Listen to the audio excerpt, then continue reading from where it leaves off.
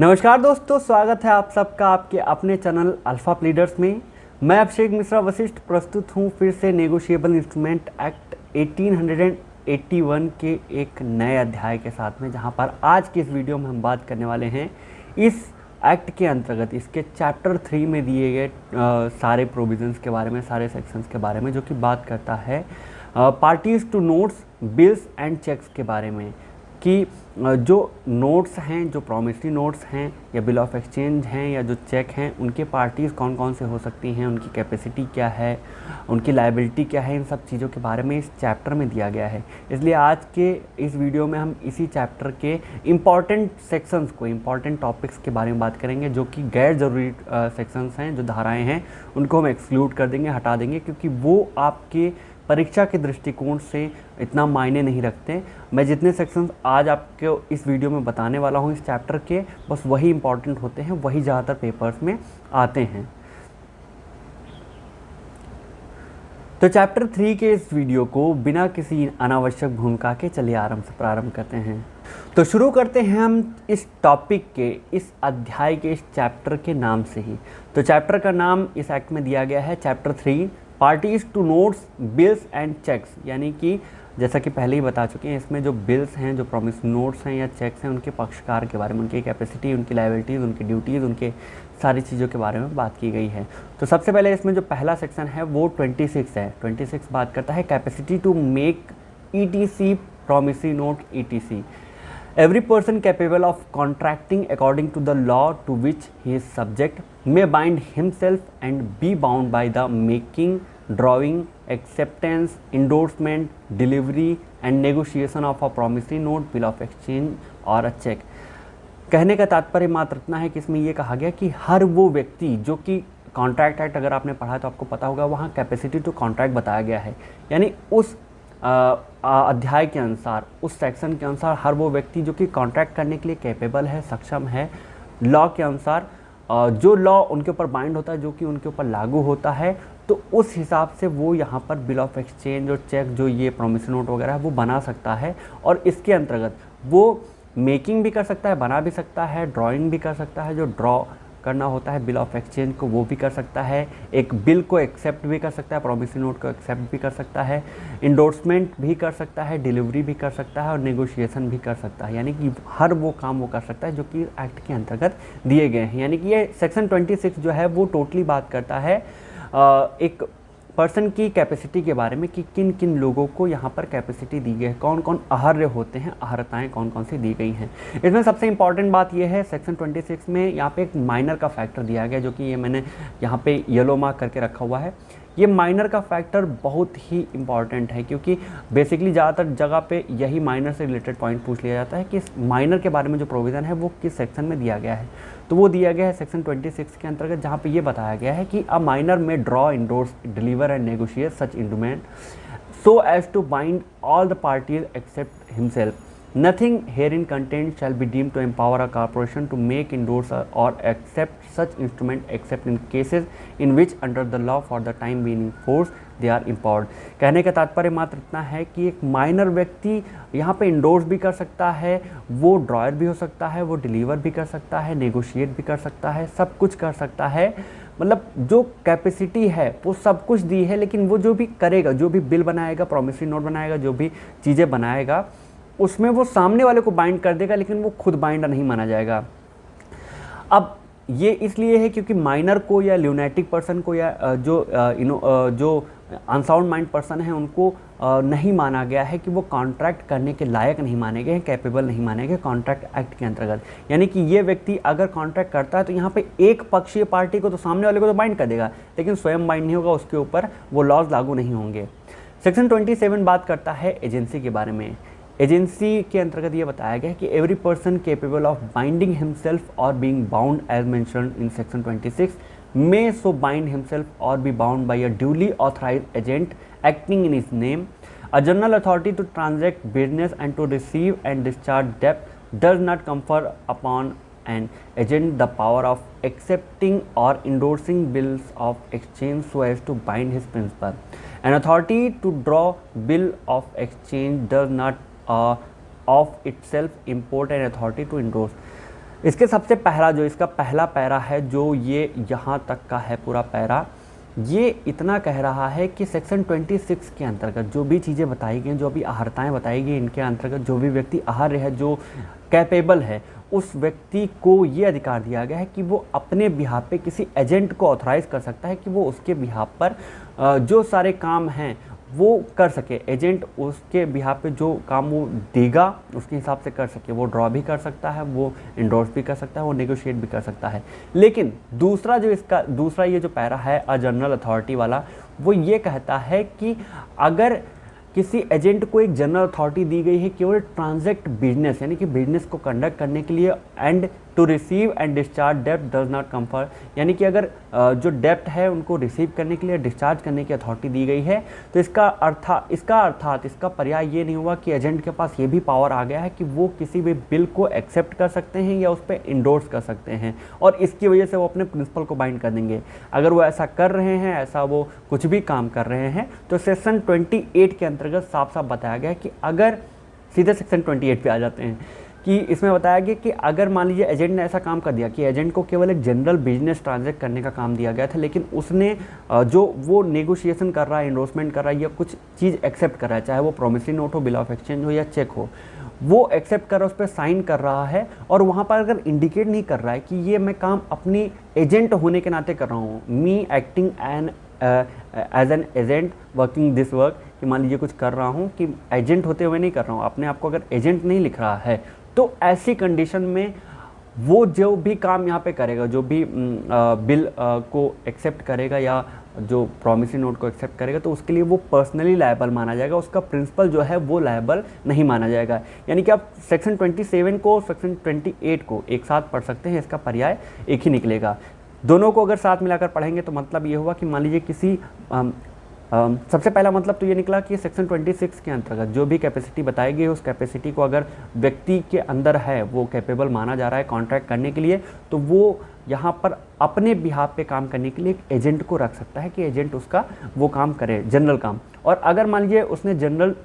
Business को ही, normal business को, सामान्य बिजनेस को ट्रांजैक्ट करने का काम दिया है, और एजेंट बन गए काइया, वो चकड़ बन गए, चतुर बन गए, चतुर सिंह बन गए, और उन्होंने आगे बढ़कर अपने आप को एजेंट ना इंट्रोड्यूस करते हुए, खुद को मालिक बताते हुए सारा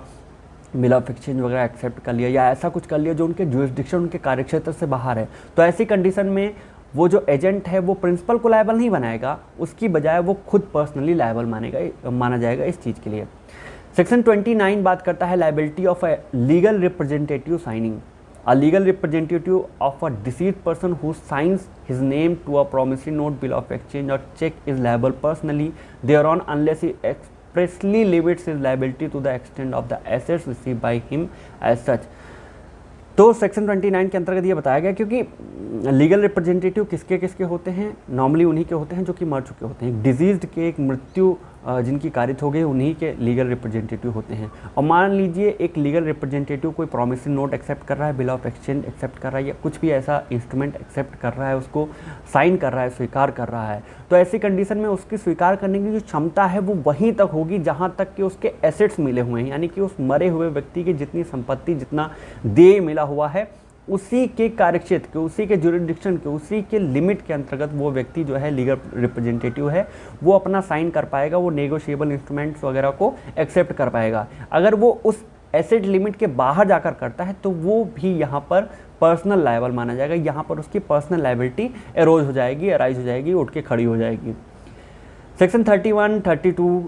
अपने काम का नहीं है, 33 भी नहीं है, 34 भी नहीं है, ये पढ़ने की आप ऐसे ही जनरल नॉलेज के लिए पढ़ सकते हैं, लेकिन इसमें पेपर में सवाल नहीं पूछा जाता है। सबसे इंपॉर्टेंट है सेक्शन 35। सेक्शन 35 इसके ऊपर मैंने लिख के भी रखा हुआ है, रेड भी मार्क किया हुआ है, ये इंपॉर्टेंट है। ये बात करता है लायबिलिटी ऑफ इंडोर्सर के बारे में। In the absence of a contract to the contrary, ये सबसे पहली चीज़ है, इसको याद रखिएगा कि in the absence of a contract to the contrary, यानी कि कोई ऐसा कॉन्ट्रैक्ट नहीं है जो इसके विपक्ष में, जो इसके अगेंस्ट अगर जा रहा है, ऐसा कोई कॉन्ट्रैक्ट नहीं है, तो नॉर्मल टर्म्स में whoever endorses and delivers a negotiable instrument before maturity without in such endorsement expressly excluding or making conditional his own liability is bound thereby to every subsequent holder in case of dishonor by the drawee, acceptor or maker to compensate such holder for any loss, damage caused to him by such dishonor,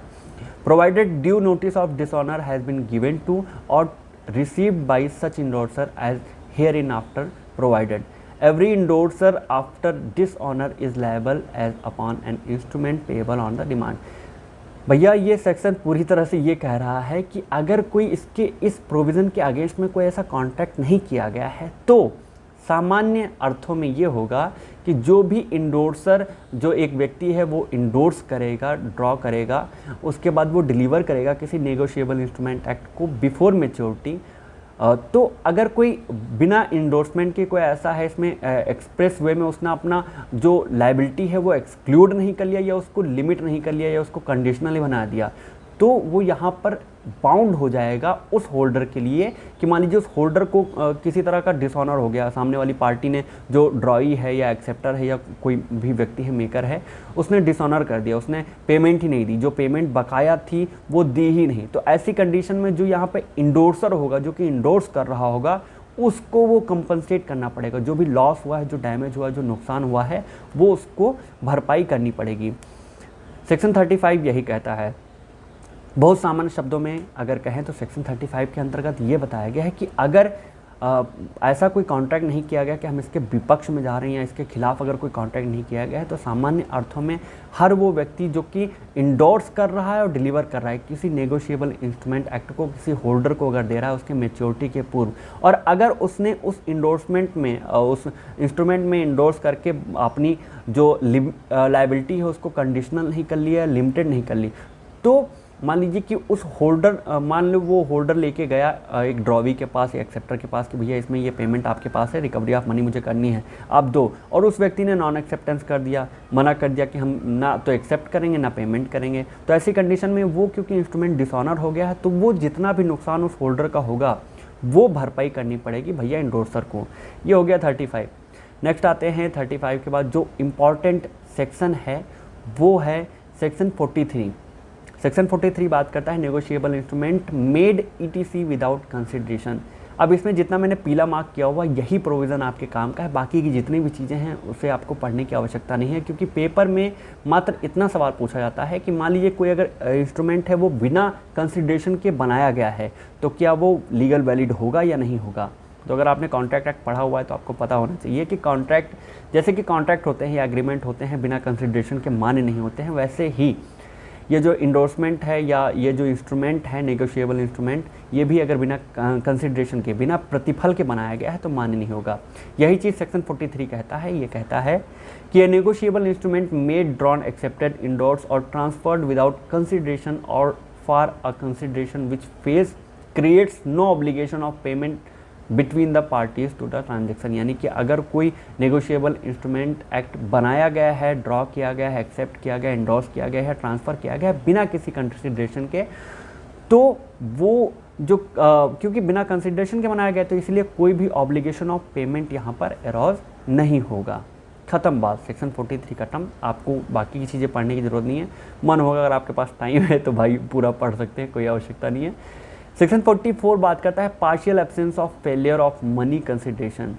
When the consideration for which a person signs a promissory note, bill of exchange or check consisted of money and was originally absent in part or has subsequently failed in part, the sum which a holder standing in immediate relation with such signer is entitled to receive from him is proportionally reduced। हाँ, section 44 important है और इसमें सबसे ज़्यादा जो important है वो इसमें जो मैंने पीला मार्क करके रखा हुआ ये इमीडिएट रिलेशन वाला पॉइंट है। ये सबसे ज़्यादा इंपॉर्टेंट है क्योंकि ज़्यादातर पेपर्स में ये पूछ लिया जाता है कि इमीडिएट रिलेशन का जो पॉइंट है वो किस सेक्शन में दिया गया है, तो वो सेक्शन 44 में दिया गया है। सेक्शन 44 ये कहता है कि जब मान लीजिए कोई व्यक्ति है वो कंसिडरेशन के लिए, कंसिडरेशन की वजह से कोई प्रॉमिसरी नोट या बिल ऑफ एक्सचेंज या चेक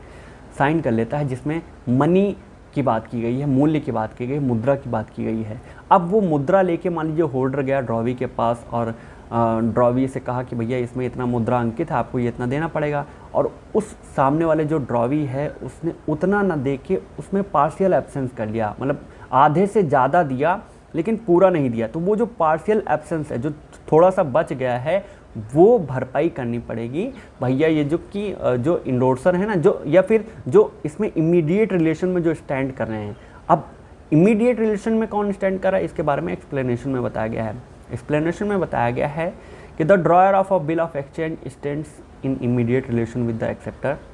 यानी कि एक जो ड्रॉयर है वो एक्सेप्टर के इमीडिएट रिलेशनशिप में आता है। The maker of a promissory note, bill of exchange और cheque stands in immediate relation with the payee, यानी कि एक प्रोमिसरी नोट का, बिल ऑफ एक्सचेंज का या चेक का जो मेकर है, जो बनाने वाला व्यक्ति है, वो पेई के इमीडिएट रिलेशन में स्टैंड करता है। And the endorser with his endorsee, यानी कि इंडोर्सी के इमीडिएट रिलेशन में स्टैंड करता है इंडोर्सर। यहाँ पे जितने भी लोग इमीडिएट रिलेशन में स्टैंड कर रहे हैं वो लायबल होंगे उस पार्शियल एब्सेंस के लिए जो कि सामने वाले ने करने से मना कर दिया। अब एक इसको एग्जांपल से समझते हैं कि मान लीजिए राम ने एक बिल ऑफ एक्सचेंज को ड्रॉ किया। ड्रॉ करने के बाद उसने श्याम के पास भेज दिया कि आप ड्रॉई बन जाइए, इसको एक्सेप्ट कर लीजिए। श्याम ने उसको एक्सेप्ट कर लिया। अब वो दे दिया गया एक तीसरे व्यक्ति को, जो कि आप मान लीजिए कि किसी सोहन नाम के व्यक्ति को दे दिया गया, जो कि होल्डर हो गया। अब होल्डर जब पेई के पास, श्याम के पास जब लेके गया कि इसमें ये 1000 रुपये हैं जो आपको मुझे देने हैं, ठीक है, ये राम ने मुझे भेजा है 1000 रुपये, ये बिल ऑफ एक्सचेंज पे आपने ऐसा एक्सेप्ट किया हुआ है, आपको मुझे देने हैं, मैं इसका पेई हूँ। और श्याम ने क्या किया कि भैया इसमें 1000 रुपये है तो, लेकिन मैंने 1000 रुपये के लिए नहीं इसको एक्सेप्ट किया था, मैं इसको 800 ही रुपये दूंगा। तो 800 रुपये उसने दिए, तो बाकी के जो 200 रुपये हैं वो उस पेई को देने पड़ जाएंगे राम को, जो ड्रॉयर है, जो मेकर है, उस व्यक्ति को, क्योंकि वो इमीडिएट रिलेशन में वहाँ पर स्टैंड कर रहा है। आई होप कि ये चीज़ आपको समझ में आ गई होगी। तो इसलिए आप इमीडिएट रिलेशन वाला जो पॉइंट सेक्शन 44 में दिया गया है इसको याद कर लीजिएगा, ये इंपॉर्टेंट है, ये पूछा जाता है। और सबसे लास्ट में हम बात कर लेते हैं आखिरी प्रोविज़न के बारे में, आखिरी सेक्शन के बारे में, जो कि दिया गया है सेक्शन 45A। सेक्शन 45A बात करता है holder's right to duplicate of lost bill, यानी कि होल्डर का राइट कब एराइज होता है। अगर मान लीजिए उसका जो उसके पास बिल है वो खो गया, बिल ऑफ एक्सचेंज खो गया, कहीं गायब हो गया है, कहीं गिर गया है, तो ऐसी कंडीशन में क्या वो डुप्लीकेट पा सकता है या नहीं। तो इसमें बताया गया कि where a bill of exchange has been lost before it is overdue, the person who was the holder of it may apply to the drawer to give him another bill of the same tenor, giving security to the drawer if required to indemnify him against all person whatever in case the bill elect to have been lost shall be found again. If the drawer on request as aforesaid refuses to give such duplicate bill, he may be compelled to do so. कहने का मतलब ये है कि मान लीजिए holder है, holder को बिल ऑफ एक्सचेंज मिला हुआ था एक ड्रॉवर के द्वारा, और मान लीजिए वो बिल ऑफ एक्सचेंज खो गया। अब ऐसी कंडीशन में जो होल्डर है वो क्या करेगा, वो ड्रॉयर के पास जाएगा, वो बताएगा कि भैया बिल खो गया है, आप मुझे उसकी डुप्लीकेट कॉपी दे दीजिए। तो डुप्लीकेट कॉपी पाने के लिए क्या करना पड़ेगा कि उस होल्डर को उस इंडोर्सर के पास या जो मेकर है उसको कुछ सिक्योरिटी देनी पड़ेगी। उसको सिक्योरिटी देने के बाद ही उसकी डुप्लीकेट कॉपी मिलेगी। और सिक्योरिटी इसलिए देनी पड़ती है कि मान लीजिए जो बिल खो गया है और वो आगे जाके किसी थर्ड पर्सन को मिल गया और वो ले आके आ गया भाई इसके पास कि हाँ ये मुझे बिल ऑफ एक्सचेंज मिला हुआ, इसका आपको पेमेंट करना पड़ेगा, तो वो भी लेके चला आया, इसको भी इन्होंने डुप्लीकेट कॉपी फ्री में दे दी, तो इन्हें 2 बार पेमेंट करना पड़ जाएगा। तो डबल काउंटिंग की, डबल पेमेंट की समस्या से बचने के लिए वो सिक्योरिटी ली जाती है। और अगर मान लीजिए कि जो ड्रॉवर है वो रिफ्यूज़ कर रहे हैं, वो मना कर रहे हैं ऐसा डुप्लीकेट कॉपी देने के लिए, तो भाई सामने वाले होल्डर के पास ये ऑप्शन है कि वो कोर्ट को अप्रोच करके सामने वाली पार्टी को, ड्रॉवर को ऐसा करने के लिए मजबूर कर सकता है। तो ये था नेगोशिएबल इंस्ट्रूमेंट एक्ट के चैप्टर 3 में दिए गए सारे सेक्शन, सारे इंपॉर्टेंट प्रोविजन, सारे इंपॉर्टेंट सेक्शंस। आई होप आपको ये सारे पॉइंट्स अच्छे से समझ में आ गए होंगे। बाकी के लॉ से related videos, points, topics, judgments, amendments के लिए हमारे साथ बने रहिए, हमारे साथ जुड़े रहिए। चैनल को सब्सक्राइब किया है तो अच्छी बात है, शेयर कर, अगर आपने सब्सक्राइब नहीं किया है तो सब्सक्राइब कर दीजिएगा। धन्यवाद।